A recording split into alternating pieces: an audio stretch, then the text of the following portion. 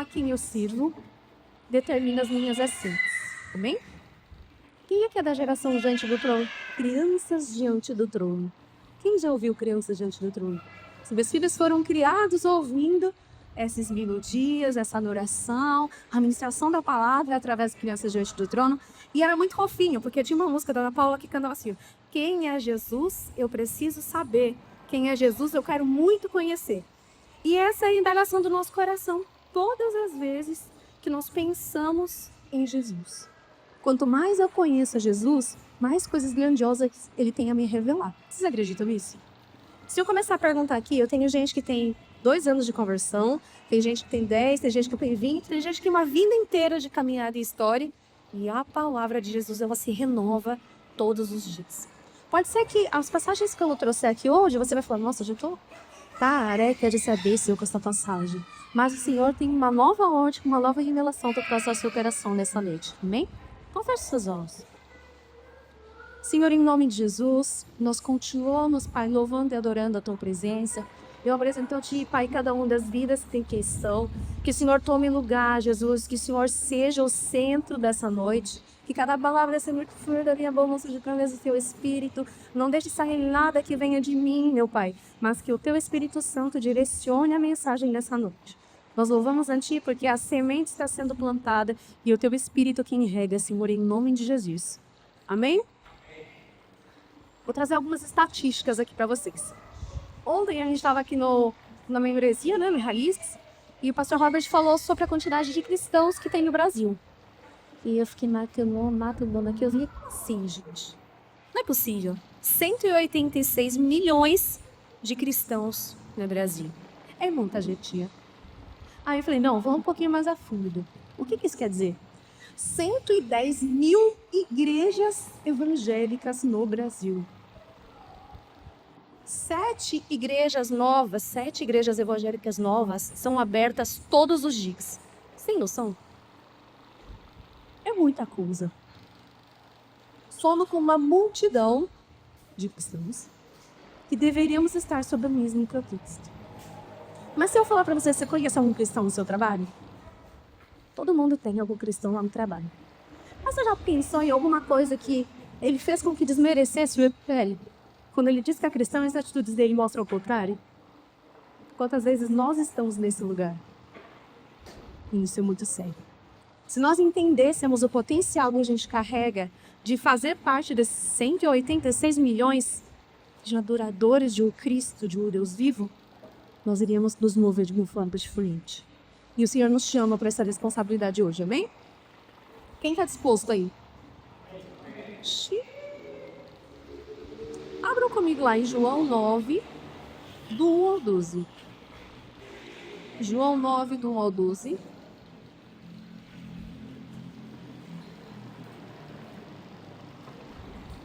Deixa eu contar uma coisa pra vocês aqui. Se vocês verem que o microfone tá tremendo, não é porque eu tô nervosa não, tá? É porque tem uma coisa chamada tremor essencial. E aí vai tremer mesmo, tá bom? Aí vai assim, nossa, o microfone parece que tá vivo. Gente, ó o bonito com a coleguinha, tá bom? Aleluia. João 9, do 1 ao 12. Quem achou? Diz amém. Quem não achou ainda? Não fala misericórdia, gente, espera um pouquinho. Amém?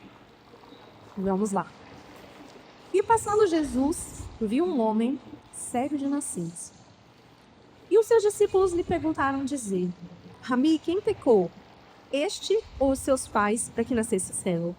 E Jesus respondeu, nem ele pecou, nem os seus pais, mas foi assim para que se manifestassem nele as obras de Deus. Convém que eu faça as obras daquele que me enviou enquanto é dia. A noite vem quando ninguém pode trabalhar. Enquanto estou no mundo, sou a luz do mundo. Tendo dito isso, cuspiu na terra e com saliva fez lodo e untou com o lodo os olhos do Senhor. E disse-lhe, vai, lava-te no tanque de Siloé, que significa o enviado. Mas sua Bíblia está dizendo isso? O enviado. Foi, pois, e lavou-se. E voltou vendo. Então os vizinhos e aqueles que dantes tinham visto que ele era cego diziam, não é este que estava sentado e mendigava? Uns diziam, é este. E outros, parece com ele. E ele dizia, sou eu. Diziam-lhe, pois, como se te abriram os olhos? Ele respondeu e disse: um homem chamado Jesus fez lodo e untou-me os olhos e disse: vai ao tanque de Siloé e lava-te. Então fui, lavei-me e vi. Disseram-lhe, pois, onde está ele? Respondeu. O que ele respondeu? E nós paramos aqui.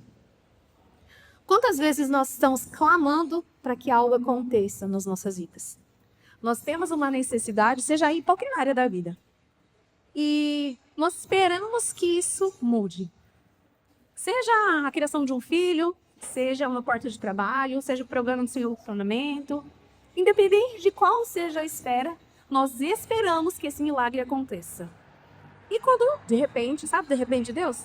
Quando, de repente, acontece o milagre, nós ainda caminhamos um pouquinho para viver esse milagre. E quando, de repente, quando perguntam, cadê aquele que fez a cura sobre a sua vida? Você fala, não sei. Porque você continuou sua caminhada e deixou Jesus lá, no local onde você recebeu o milagre. Com esse homem não foi diferente. Ele não via, amém? Ele recebeu o milagre. Se você recebesse um milagre, você é um cego de nascença, gente do céu, você ia grudar nesse homem e ia festejar com ele o resto da sua vida. Quantas vezes Jesus faz transformações em nossa vida e pelas circunstâncias a gente acaba parando. E quando eu pergunto, quem é aquele que fez o milagre sobre a sua vida? Dentro do seu coração, a resposta é, eu não sei. Forte, né? Quem é o homem que tem mudado a sua vida? Quando perguntado aos discípulos, sabe aquele momento que Jesus está lá, caminhando com os discípulos, aí fala assim, quem diz que sou? E fala, uns dizem que você é isso, Jesus, outros dizem que é aquilo. Aí ele pergunta, quem vocês dizem que sou?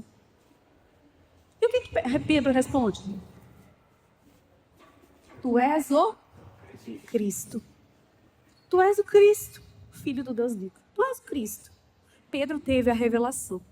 E muitas vezes nós nos baseamos nessa resposta de Pedro para dizer, quem é Jesus que você serve?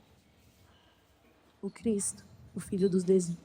Mas o que a nossa vida tem demonstrado desse serviço a Cristo? 1000 anos antes do seu nascimento, 1000 anos antes do nascimento de Jesus, já era predito sobre tudo aquilo que ele ia viver. Em Gênesis, eu já tinha aprendido aqui de quarta-feira que Jesus estava sendo revelado desde a criação. O primeiro versículo de Gênesis já era uma revelação de quem seria Jesus. E muitas vezes nós paramos aqui, tu és o Cristo. É uma resposta prática e pronta. Mas é a revelação para as nossas vidas, como é que tá? Quem já ouviu a história de Adão? A gente até brincou, né? Nossa, o mês inteiro a gente está citando Adão. Vamos trazer aqui Adão de novo.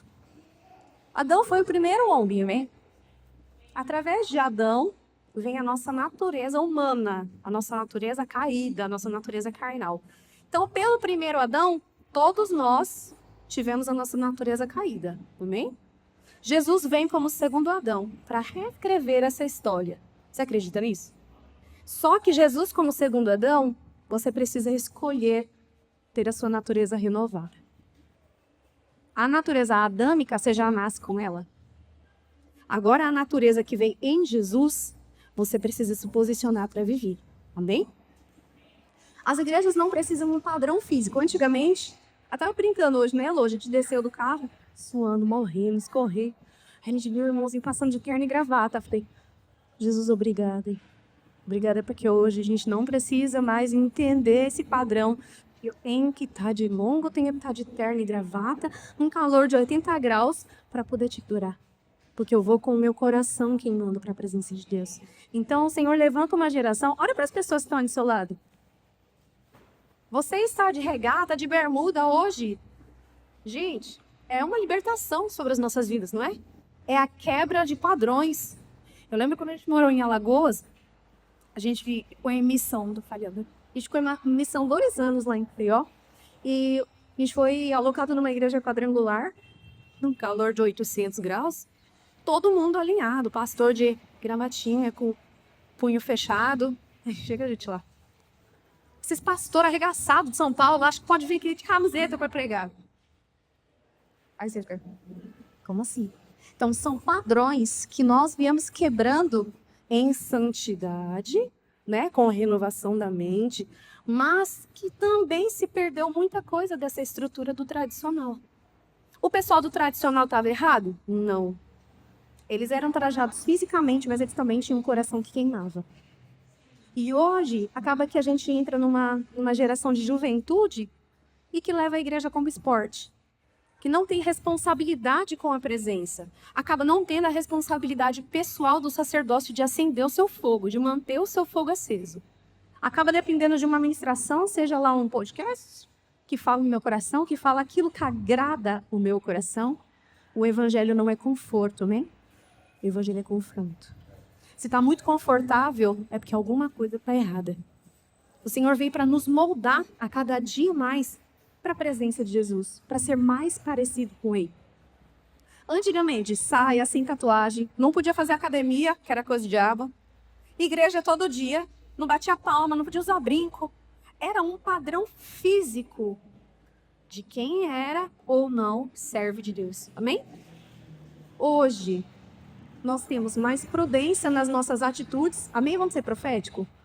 Vamos falar assim, ó, a nossa geração é uma geração prudente, que tem o coração conectado.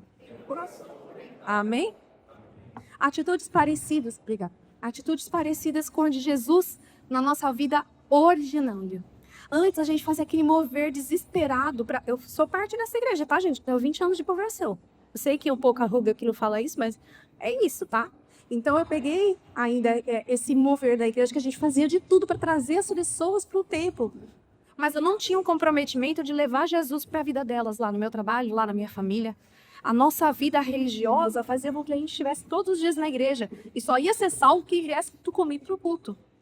E hoje a nossa vida ordinária, os frutos que nós temos como igreja, como comunidade, não estão só aqui dentro. É o seu trabalho, é a sua família, é a sua casa. Sabe, seus filhos, a oração que você faz com eles lá, não quebrando a responsabilidade de vir à igreja. Amém? De assentar à mesa da comunhão e para o restante da semana você ter uma base, uma estrutura para você continuar nesse mesmo mover, falando a mesma língua. Amém? Pregue o evangelho todo o tempo. Se necessário, use palavras.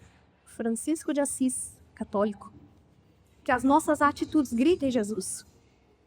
Que o nosso olhar, que a nossa forma de viver seja esse referencial. Se você precisar, aí você prega. Amém? Algumas características de Jesus que a gente precisa trazer para a nossa vida. Estão preparados? Algumas características de Jesus que nós precisamos trazer para a nossa vida. Amém? Primeiro, tem o poder para transformar. Transformar toda e qualquer situação. Nenhuma situação é tão difícil que Jesus não possa transformar. Amém? O primeiro milagre de Jesus fala sobre isso. Transformação de água em... Nós temos escutado durante esses dias, né? O vinho representa biblicamente o sangue e a alegria. A alegria da presença. Tô falando de você beber vinho para ficar alegre, não, tá? É a representação bíblica da coisa. Então, olha o que a palavra fala. Salmo 51, 12, não precisa abrir, não. Restitui-me a alegria da tua salvação e sustenta-me com um espírito voluntário. Quando fala que Jesus pode transformar todas as situações, eu te pergunto, quanto tempo de conversão você tem? 1, 2, 10, 20?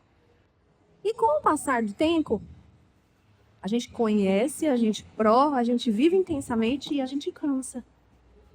E a gente chega numa fase da nossa vida que a gente acha que já chegou no estágio máximo de Jesus, porque a gente começa a ficar cansado. Aí quando perguntam pra gente, e aí, como é que estão as coisas? Nossa, solta. Tô muito cansado, tô desesperado. E aí quando as pessoas vêm para querer provar desse Jesus, o que a gente tem para entregar? Muitas vezes nem a água, porque a gente não deu oportunidade de Jesus transformar ela em vinho. A gente às vezes não tem nem a água da palavra para matar a sede da pessoa que vem até nós. Então hoje é um dia de transformação. O Senhor marcou essa noite para que essa água que você precisa dar para outras pessoas, quando as pessoas tiverem sede, elas virão te procurar, seja transformada em um vinho, em alegria. Hein? Então o Jesus que você serve é um Jesus de alegria. Então, o que ele tem feito na sua vida, no seu coração, você precisa trazer esse prêmio de outros. Não venha para a igreja obrigado. Não venha para a igreja carrancudo, como diz meu marido. Não venha para a igreja com o peso, mas venha com a alegria da salvação, para que a gente já venha com o nosso coração, ó, cheio, para que quando nós nos juntarmos, esse momento de comunhão seja o mais agradável de todos. Eu estou muito feliz de estar aqui com vocês. Eu estou muito feliz de ter famílias que o Senhor tem acrescentado aqui no nosso meio. E isso tem que transparecer nas minhas atitudes, nas minhas palavras, no calor do acolhimento de quando vocês chegam. Nós somos uma igreja viva, amém? Uma igreja em movimento, de um Jesus que tem poder para transformar. Tem poder para saciar a fome. Nós vamos falar aqui de duas fomes. A fome orgânica, que é a fome natural do ser humano. Jesus fez multiplicação de pães e peixes, porque ele olhava para as pessoas e ele sabia da necessidade física de cada um. Você tem necessidade física. Você pode ser a pessoa mais espiritual aqui, mas se você entrar num jejum ferrenho de 40 dias, 40 noites, sem comida, sem água, seu corpo perece, não perece? Então nós temos a nossa necessidade física. Jesus leva isso em consideração. Ele não vai te deixar faltar o pão. E essa promessa, ela, ó, em muitos momentos bíblicos, ela nos acompanha. Seja uma porta de emprego, seja assim como foi a intercessão de hoje, para que o Senhor volte os olhos lá no nosso trabalho, seja uma promoção, seja o que for, se for da vontade dele. Amém? A fome orgânica nós não vamos ter, porque o Senhor vai nos suprir. E a fome espiritual? Nós já temos que chegar aqui na presença de Deus já desesperados para comer aquilo que Ele tem a servir. Porque quando a gente chega, o banquete espiritual está preparado. Amém? E olha o que a palavra fala. Perdi o versículo, mas está assim. Ó. Então Jesus declarou, eu sou o pão da vida. Aquele que vem a mim nunca terá fome. Aquele que crê em mim nunca terá sede. De que fome que ele está falando? Da fome espiritual. Quanto mais desejo eu tenho pela presença de Jesus, mais eu recebo dele. É uma fonte inesgotável. Quanto mais sede eu tenho de conhecer a Jesus, mais ele vem me suprir. Amém? Você acredita nisso? Amém. Terceiro ponto. Atende a quem clama por ele. Senhor, vou falar uma coisa aqui. Quem já teve testemunho de Jeová batendo na sua porta? Desculpa aí, gente, mas eu preciso falar. Tô até confessando pecado. Coisa chata pra caramba, né? Vai lá, bate na sua porta, toca a sua campainha e é super insistente. Muitas vezes você faz de conta que nem tá em casa. Lá em casa tem 3 andares, né? Aí às vezes toca e eu olho lá de cima e falo, não vou descer não, Deus, desculpa aí. E aí continuo nos meus afazeres. Esse não é o Jesus. Ele não faz isso com você. Amém? Atende a quem clama por ele. Ele conhece a sua necessidade. Quando você clamar por Jesus e tal, de ouvidos atentos, porque é isso que a palavra nos garante.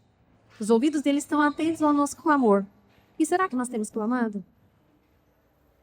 A gente vai ver aqui algumas passagens que falam, algumas citações que falam de gente que clamou. Conhecido velho de vocês, cego de Jericó. Ele estava com medo de alguma multidão e ele clama. Jesus, filho de Davi, tem misericórdia de mim. E o povo que está em volta, cala-te, querido. Está longe de Deus. E isso fez com que ele parasse? Muitas vezes as pessoas vão tentar calar o seu clamor. A situação, o contexto que você está inserido, muitas vezes pode tentar calar aquilo que você tem pedido a Deus. Sabe aquilo? Não deixe que a situação sirva de seta para te indicar o caminho. Olhe para Jesus e creia que Ele escuta as suas orações, seu clamor, amém? Muitas vezes você fala assim, não, já orei tanto para essa área que eu estou cansado. Não aguento mais orar por isso. E aí você abre mão. Não abra mão daquilo que o Senhor te confiou, amém? Seja a oração pelos seus filhos, seja pelo seu casamento, seja pelo seu familiar que está afastado, ou que está perdido na droga, ou que está com o coração frio. Que assim como o cego de Jericó clamou, Jesus voltou os olhos para ele, assim está sobre as nossas vidas nessa noite, amém? A mulher cananeia que clamou pela cura da filha. O centurião de Cafarnaum, que clamou pelo seu servo. Ele foi lá interceder. Ele parou Jesus no meio de uma missão que Jesus estava fazendo e falou, preciso, dá só uma palavra. Você não precisa nem ir lá, dá só uma palavra. É nessa autoridade de Jesus que nós temos que crer, amém? O Senhor vem para avivar a nossa fé. E aí eu gosto de um que é Zaqueu. Zaqueu clamou. O que é clamar? Gritar em alta voz. Zaqueu precisou fazer isso? Não, mas ele teve uma postura de clamor. O que Zaqueu fez? para ver Jesus passando? Quem sabe? Deu alto. Zaqueu subiu em uma árvore. Fala pra si que era brava, né? Subiu em uma árvore. A altura dele devia ser tipo a minha, sabe? No meio da multidão não conseguia ver nada. Ele deu um jeito. De alguma forma ele queria ver Jesus. Então fala pra pessoa que dá do seu lado, dá um cutucãozinho nele, fala assim, ó, dá teu jeito. Dá teu jeito, mas chama atenção, Jesus. Amém? Dá teu jeito. E sozinho você não vai estar. E mesmo que você estiver em meio a uma multidão, dá teu jeito. Zaqueu arrumou uma estratégia. Você também precisa buscar a sua, amém? Mas o ponto. Jesus não faz acepção de pessoas. Jesus fala com Nicodemos. Nicodemos era a alta autoridade dos judeus. Líder da sinagoga dos judeus. Da mesma forma que ele falou em amor com Nicodemos, ele olhou nos olhos e tratou por Nicodemos, ele também falou com o leproso, sabe? O leproso marginalizado. A passagem, um leproso aproximou-se de Jesus, adorando de joelhos e disse, Senhor, se quiseres pode purificar-me. Jesus estendeu a mão, tocou nele e disse, quero, seja purificado. Imediatamente ele ficou purificado da lepra. Os leprosos representam os nossos pecados, amém? E o que o leproso tinha que fazer na sociedade naquela época? Ficar afastado. Então, automaticamente, se a lepra representa pecado, e quando eu estou leproso, espiritualmente eu me afasto da comunhão, da igreja, da vida com os irmãos. Por quê? O leproso, ele tinha que ficar separado para não passar para os outros. Então o inimigo coloca na nossa mente que se você tem pecado, você não pode ir para a igreja. Tá louco? Todo mundo vai ficar sabendo do que você está vivendo. Então o que você faz? Ó, você volta. Você se retira, porque você não é perfeito e limpo o suficiente para estar em imunidade. Olha para a pessoa que está do seu lado. Você acha mesmo que ele é perfeito? Você acha que não tem nenhum pecadinho aí, ou visível, ou escondido, ou uma dobrinha aí, uma ruguinha nesse coração, nessa alma? Gente. Se nós fôssemos perfeitos, se nós não tivéssemos nem um pouquinho assim, ó, que precisasse ser tratado, o Senhor já tinha nos levado, amém? Então fala para a pessoa do seu lado, se você está aqui, é porque Jesus ainda está trabalhando. Amém? E ele não poupou esforços. E assim como ele curou aquele leproso, ó, ninguém queria tocar no cara. Jesus vai lá, toca nele. Nossa, Jesus ficou impuro. Jesus toca nele e fala, eu quero, seja curado. Esse é o Jesus que a gente serve. Eu não sei qual é o nível que está o seu coração hoje, mas o mesmo Jesus que falou com o mestre dos judeus, com o líder da sinagoga, olhou nos olhos do leproso e trouxe a cura. Amém? Mais um ponto. Tem poder para ressuscitar os mortos. Pode ser que você tenha chegado aqui morto hoje. Morto espiritualmente. Como é que está a sua vida de intimidade com Jesus? Como é que está a sua conexão com Deus? Pode ser que aparentemente esteja tudo bem. Está bonitinho, cheirosinho, de cabelo arrumado, uma roupa legal. Mas e por dentro, como é que está? Jesus tem poder para ressuscitar os mortos, assim como ele fez com Lázaro. Todo mundo conhece a passagem de Lázaro? Lázaro já estava morto há quantos dias? Lázaro já estava em estado de putrefação pela natureza humana. Ainda mais no calor, dentro de um buraco. E Jesus, com uma palavra, com uma ordem, traz vida novamente ao corpo de Lázaro. Olha como isso é forte. O filho da viúva de Naim, e também a ele próprio. Ele é a ressurreição.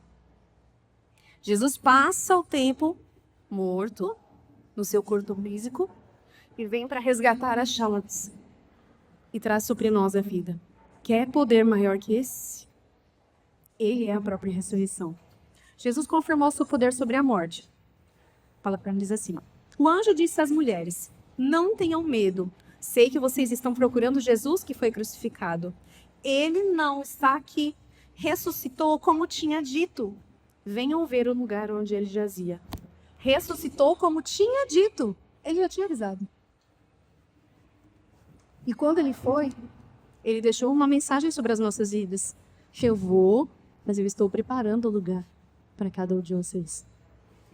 Então, ele é fiel para cumprir as coisas que ele promete, amém? Amém. E se ele diz que vai preparar um lugar para você, quem é que recebe uma pessoa na sua casa com a casa de qualquer jeito? Não dá, né? Mesmo que seja uma pessoa íntima, igual os amigos meus vão para casa, e é tudo amigo da Isabel, do Lucas, aí eu vou dormir, largo eles lá. A gente tem essa tranquilidade em fazer. Mas Jesus está lá preparando um lugar para nos levar. E a palavra diz que ele preparou a mesa e preparou um banquete para esse nosso encontro. Então não vai ser de qualquer jeito. Então nós não podemos nos apresentar diante do Senhor de qualquer forma. E como é que nós temos nos preparado? Não dá para ter um encontro com Jesus e sair da mesma forma. Hoje eu vou fazer uma reflexão. Lembra como era a sua vida antes de conhecer a Jesus? Alguns testemunhos aqui eu conheço. E olha que a tristeza. Qual foi o lugar que Jesus estendeu a mão lá no lepra, lá no vale da lepra, e te tirou e te resgatou? Você é a pessoa que mais precisa ouvir do seu testemunho, amém? Todas as vezes que você tiver o farol baixo, que a alegria da salvação já não estiver fazendo muito sentido, que quando te perguntarem como é que você está, falar, tô daquele jeito. Começa a relembrar de todo o percurso, desde o dia que Jesus te encontrou, desde quando ele te deu a mão, de todas as coisas que ele já fez sobre a sua vida. E aqui na mensagem coach não, tá? É a palavra de Deus. Quero trazer à memória aquilo que te dá esperança. Amém? Ele tem o poder sobre os pecados e enfermidades que nos prendem. O Wallace trouxe uma mensagem um tempo atrás sobre os amigos do paralítico. A gente ficou bastante tempo falando sobre os amigos do paralítico. Eles enfrentaram uma multidão, abriram o teto e desceram a maca com o paralítico na sala onde estava Jesus. Lembra, Arthur? Lembra, Lô? A gente ficou um tempão falando dessa mensagem. Se formos parar para pensar, quem são os amigos que fariam isso por nós hoje? Será que a gente teria pelo menos 4 para falar, nossa, esses 4 aqui fariam qualquer coisa para que a transformação e a cura viesse sobre a minha vida? Porque era isso que aquele paralítico precisava, não é? Ele precisava de um renovo total da vida dele. Então eles sobem no telhado, abrem esse telhado da casa e descem o amigo aos pés de Jesus. Quem são os nossos amigos? A palavra diz assim, mas para que vocês saibam que o Filho do Homem tem na terra poder e autoridade para perdoar pecados, disse ao paralítico, eu lhe digo, levanta-te, pega a tua maca e vá para casa. Ele trouxe a cura, já estabelecendo trabalho para o cara. Há quanto tempo esse cara era paralítico? A gente não sabe, né? Que eu não lembro de ter visto aqui na palavra, me corrija se eu estiver errado, mas há quanto tempo ele estava acamado? Fisicamente pensando, quando estamos debilitados, está fraco, não está? Eu tenho um sobrinho que tem paralisia cerebral, ele tem 10 anos. E os músculos dele atrofiaram totalmente. Ficou somente a parte de estrutura óssea, mesmo fazendo fisioterapia, mesmo tendo todo o manejo. Por quê? O músculo cresce em movimento. Por isso que a gente faz academia, amém? Para ficar velhinho e saudável. Senão a gente não vai aguentar carregar os nossos netos. Não é por estética, por nada disso, mas por qualidade de vida. Agora pensa nesse homem. Acamado, sabe Deus quanto tempo? Na situação natural, ia falar assim, nossa, coitado, vamos ajudar ele a levantar da cama. Jesus não faz isso, não. O que ele fala? Tá curado, pega a maca e anda. Oi? No meio da multidão? Vai pedindo licença para todo mundo, pega a sua maca e vá. O Senhor não traz cura sobre as nossas vidas porque a gente vive com coitadismo, não. Então, se o Senhor já te tirou de uma situação, é porque Ele vai te usar nesse lugar. Amém? Jesus não faz nenhuma cura, nenhum milagre, nenhuma restauração para ficar guardado só para você. O seu testemunho é para edificação de outras pessoas. Seu testemunho é para que vidas sejam alcançadas pelo que o Senhor tem feito. E o que nós fazemos com a nossa cura? Guardamos no bolso e fazemos como a primeira passagem que nós lemos aqui. Onde está o homem que fez isso? Não sei. Então hoje, a nossa missão é sair daqui contagiado pela palavra de Deus que vai alcançar a vida de outras pessoas, amém? Não quero ninguém dormindo aqui, não. Eu sei que eu falo parecendo que eu tô dormindo, mas eu não tô, amém? O pessoal aqui é meio pentecostal, né? Meu marido dá uns gritos, eu não sou no nível de ministração que dá uns gritos, mas eu quero trazer entendimento à sua vida, amém? Aleluia. O paralítico no tanque de Betesda foi encontrado por Jesus e recebeu a cura. A mulher do fluxo de sangue recebeu cura.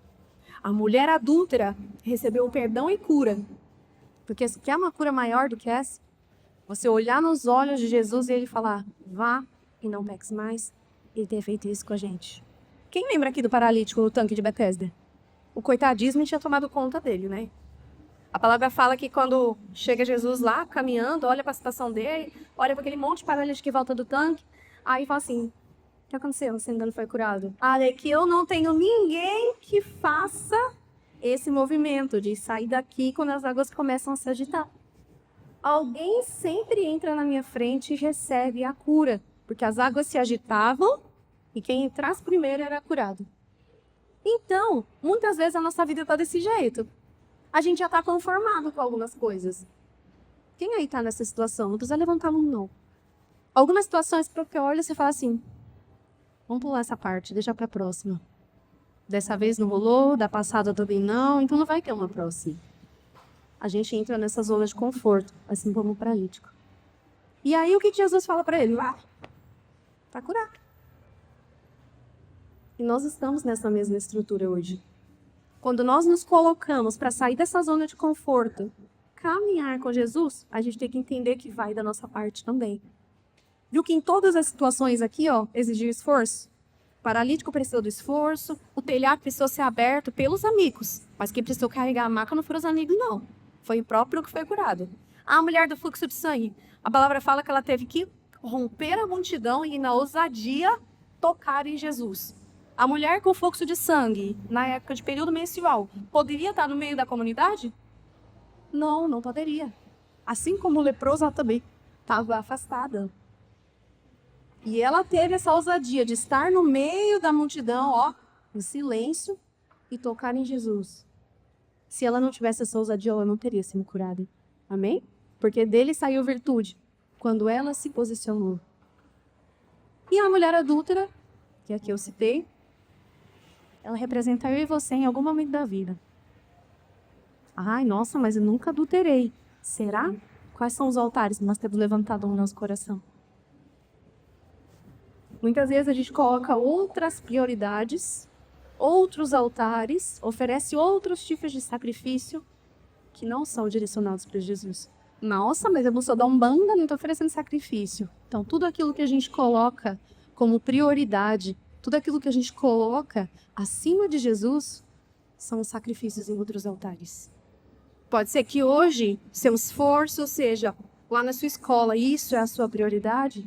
Entregue isso para Jesus. Fala assim, evite seu centro. Seja o seu trabalho. Quanto tempo você tem gasto aí, de esforço, entendimento, energia, e você não tem deixado Jesus de lado. Fala, domingo eu te pego, Jesus. Convida Jesus para ir também para o seu trabalho. Para cada uma das situações que você viver, ele está trazendo direcionamento sobre a sua vida, trazendo a sensibilidade, a ousadia necessária. Eu trabalho com crianças, né? Eu sou muito feliz no meu trabalho. Sem demagogia, de verdade.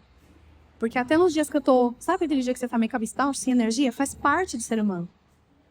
Eu tenho 38 virados, cheios de energia, para ir recarregando as minhas baterias. E eu sei que, em algum momento do dia, eles vão vir a mim, porque eles ainda estão dependentes do processo.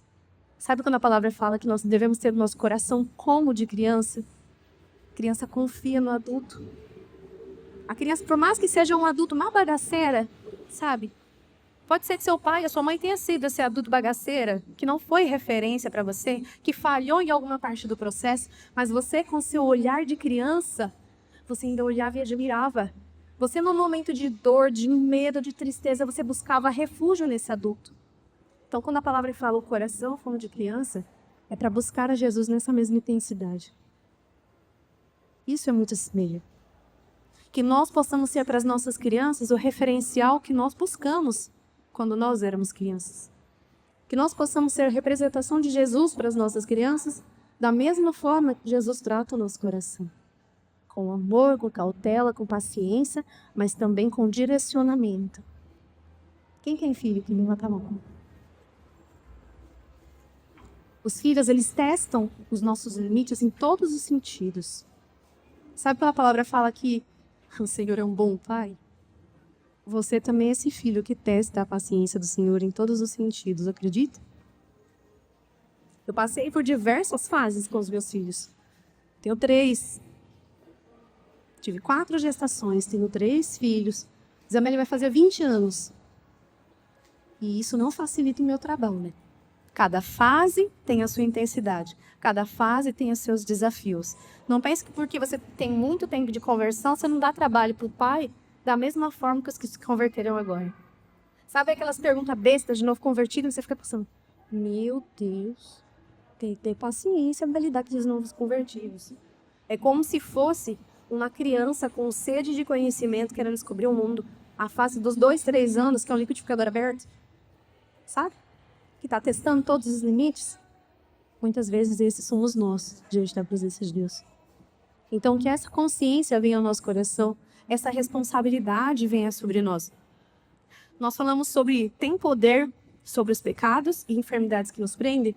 Aqui eu citei 4 e eu vou citar o 5º. Ele tem poder sobre você e eu. Amém? Quem nós éramos antes de encontrar Jesus? O que ele fez em nós e através de nós. Jesus não te chamou para ser bonitinho, sentadinho, oh, que filhinho querido. Não, ele te chamou para ser um multiplicador desse amor sobre a vida das pessoas, amém?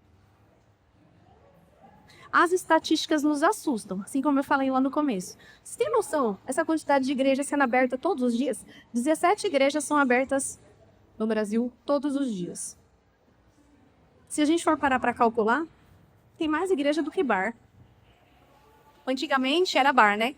Na minha época, meu pai tinha bar. Então a gente era criança e andava, meu Deus, em toda esquina tem um bar. Aí de repente começou a aparecer igreja. Nossa, toda esquina tem um bar e uma igreja. Hoje, quase não tem mais bar. Porque os jovens querem a bega e querem os narguile e os negócios na casa deles. Não tem mais botecão, é mais difícil ter. Mas a igreja continua em cada esquina. Então hoje o nosso posicionamento é para ser a igreja que Jesus nos chamou para ser. Não somente estar em uma igreja, viver numa comunidade, fazer bonitinho. A moda do parede preta, do soul gospel, nossa, os louvores, uau, nossa, o hype desse louvor. Não, que nós venhamos a mergulhar no que o Senhor entrega para cada um de nós. A nossa geração precisa ser marcada. Sabe, Lucas, a gente clama por um avivamento. Comece em você. Não espere acontecer um avivamento global. Que o Senhor está fazendo na sua vida seja para incendiar o seu coração e uma das pessoas que estão ao seu redor. Amém? O número de igrejas só aumenta no Brasil. Mas, e os que estão dispostos a ser representantes verdadeiros do homem chamado Jesus? Olha o peso da nossa responsabilidade. A sua casa e a sua família serão tocados por Jesus para ser essa referência. Amém? Quando você chegar no lugar com os seus filhos, não vão olhar para os seus filhos e falar assim, misericórdia, diz que é filho de crente. Não, eles terão conduta porque você vai ensinar, você vai educar, você vai corrigir. Eles falam, que bênção, olha que criança maravilhosa. Olha que criança abençoada. Por quê? Porque os pais estão posicionados para trazer limites e estrutura. A criança não cresce igual o mato, amém? A gente estava brincando, ela está numa luta, ela vai com os matinhos da minha calçada. É ardósia. Aí a gente para o carro e o mato, filho da mãe, ó, que esse mato semana passada, e olha como que já está de novo. Se fosse planta, não crescia, né? Mas o mato está querendo tomar conta da ardósia. E assim acontece na vida dos nossos filhos se a gente não tomar conta. Outra coisa vai tomar. Amém? Eu gosto muito dessa parte, né? Da educação infantil. E a cada dia, a tecnologia vai trazendo mais riscos para a gente. A cada dia, as contaminações veiculam em lugares que a gente menos imagina. Seja um filme, seja um desenho, seja uma música, seja uma mensagem subliminar que é entregue lá no desenho fofo. Mas alguma coisinha lá tem, Então, que a gente possa nos posicionar como realmente jardineiras sobre a vida dos nossos filhos. Seja nas palavras deles, não aceitem que os filhos de vocês os tratam com desrespeito. É a primeira coisa. Como era a sua criação com seu pai? Nós vivemos dois extremos, amém? Ou eu vou fazer o que meu pai fez comigo, e aí eu deixo meu filho à vontade. Ou então eu quero ser o pai que eu não tive, e aí a gente também deixa muito à vontade. O nosso Deus é um Deus de princípios e limites, amém? Não deixe que a nossa geração, que os nossos filhos, que a nossa casa, a nossa família cresça igual o mato da minha calçada. Que a mente e o coração deles sejam todos os dias ministrados e avivados para que eles possam dar continuidade, não somente um número. Que a igreja brasileira cresce. Mas e Cristo dentro dos nossos corações? Será que também cresce? O cego de Siloé recebeu a cura que esperou toda a sua vida. Quando perguntaram onde estava Jesus, ele não sabia responder. Não perca a presença de Deus. Não perca Jesus após receber o seu milagre. Amém? Eu não quero você entender. Eu quero entregar para vocês só o que o Senhor tem colocado no meu coração para hoje. Essa foi a porção que o Senhor trouxe ao meu coração para essa noite. O que nós estamos fazendo com as ferramentas que o Senhor nos entrega? O que é que nós estamos ministrando, seja na nossa casa, no nosso trabalho, na nossa família? Será que a alegria da salvação tem tomado conta realmente do nosso coração? Ou a gente prefere ficar no lugar do coitadinho? Essa é uma noite de reflexão, amém? Queria que você fechasse seus olhos, que você possa colocar diante do Senhor nessa hora um pouquinho de tudo que você ouviu. Tenho certeza que algo o Senhor tratou o seu coração. A palavra de Deus não vão estar vazias. O Senhor te trouxe aqui hoje é porque Ele precisa trazer um alinhamento sobre você, sobre a sua vida, sobre a sua história.